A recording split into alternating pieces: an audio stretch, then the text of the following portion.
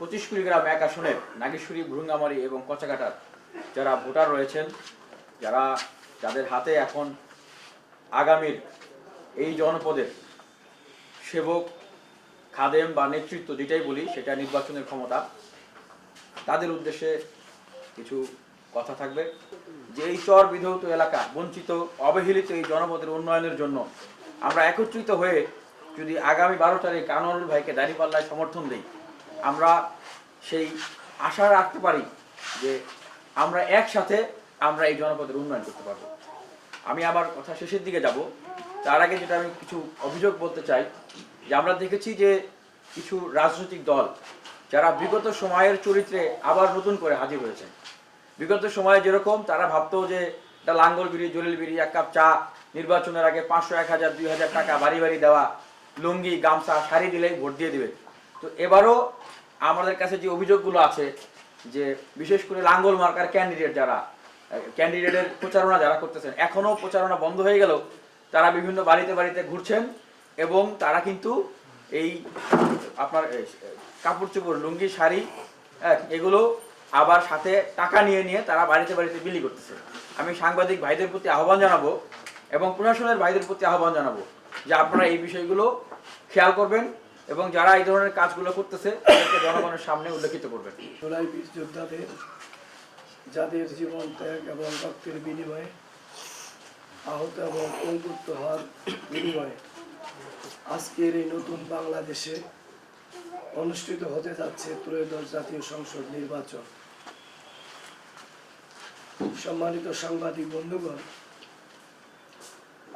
আগামী 12 ফেব্রুয়ারি জাতীয় সংসদ নির্বাচনটা এদেশের জন্য অতীতের যে কোনো নির্বাচনের থেকে অত্যন্ত গুরুত্বপূর্ণ। কারণ আমরা দেখেছি বিগত 3টি নির্বাচনে যেখানে সূক্ষ্ম কারচুপির মাধ্যমে হয়েছে, ভোট বিহীন হয়েছে, দিনের ভোট রাতে হয়েছে, সর্বশেষ বিনা ভোটে একদম অনুষ্ঠিত হয়েছে, যার বাস্তব অবস্থাটা আমাদের এই জাতির কাছে স্পষ্ট। এই জন্য এই জাতির প্রত্যাশা, দীর্ঘদিনের একটা প্রত্যাশা যে একটু অবাধ এবং সুষ্ঠু নির্বাচন, যে নির্বাচনে সাধারণ মানুষ, সাধারণ ভোটারেরা একটা উৎসবমুখর পরিবেশে তারা ভয় ভীতি থেকে শুরু করে যে ধরনের এর আগে আমরা দেখেছি যে অনেকেই ভোট দিতে সাহস পায়নি, যাইতে সাহস পায়নি সন্ত্রাসীদের কারণে কিন্তু ভূমিকা পালন করে। যে কোনো দুর্ঘটনা এড়ানোর জন্য আপনারা যদি সজাগ থাকেন, আমার দৃঢ় বিশ্বাস যে তাহলে এই নির্বাচনকে প্রশ্নবিদ্ধ কেউ করতে পারবে না। আজকে আমরা দেখছি যে কিছু কিছু ক্ষেত্রে, আমি আজকেও কচাকাটা এলাকা এবং নদীর পূর্ব পারে আমি গিয়েছিলাম, কিছু কিছু জায়গায় আমার ভোট কর্মীদেরকে হুমকি দেওয়া হচ্ছে, বিভিন্নভাবে তাদেরকে ভোটের কাছ থেকে বিরত থাকার জন্য বারবার তারা চাপ প্রয়োগ করছে। আমি আপনাদের মাধ্যমে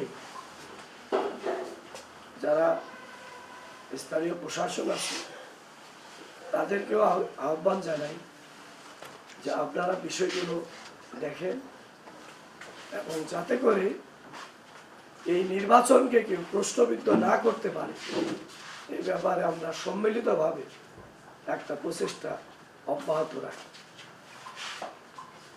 সম্মানিত সাংবাদিক বন্ধুগণ, অন্যদিকে আরেকটা কথা বা আমরা দেখছি যে অবৈধভাবে কালো টাকার ব্যবহারে এর আগেও এই নির্বাচনে অনেকেই এই কালো টাকার ব্যবহার করেছে। এবারও আমরা বিভিন্ন জায়গায় এই সংবাদটা পাচ্ছি। এখন আপনারা হয়তো বলতে পারবেন যে আপনারা তাহলে এর ব্যাপারে ভূমিকা পালন করেন বা সেটা আমাদেরকে জানান যে কোথায় এটা হচ্ছে। আসলে এই বিষয়টা তো আমাদের জানানোর বিষয় না, এটি আপনারা যারা এই সাংবাদিকতার মহান পেশায় আছেন, আপনাদের তো এরকম বিভিন্ন জায়গায় আপনারা যান, এই তথ্যগুলো আপনাদেরও থাকার কথা। দ্বিতীয় হলো যে আমাদের যারা প্রশাসনে নিয়োজিত যে ব্যক্তিবর্গ আছে, সরকারের গোয়েন্দা সংস্থা আছে, বিভিন্ন বাহিনী আছে, তারা কিন্তু এগুলো জানারই কথা আমাদের জানা মতো, কারণ তাদের দায়িত্বই তো হলো এই বিষয়গুলো পর্যবেক্ষণ করা। এই জন্য আমি আপনাদের মাধ্যমে প্রশাসনকেও বলবো, সরকারের বিভিন্ন বাহিনী সহ গোয়েন্দা সংস্থা যারা রয়েছেন তাদেরকেও বলবো যে আপনারা এই ব্যাপারে গতিশীল ভূমিকা পালন করুন। কোথায় এগুলো হচ্ছে আপনারা এগুলো চিহ্নিত করুন এবং যারা এই কাজগুলো করছে অপরাধের সাথে জড়িত তাদেরকে আপনারা শাস্তির আওতায় নিয়ে আসুন। এটা আমার একটা জোর দাবি থাকলো আপনাদের মাধ্যমে।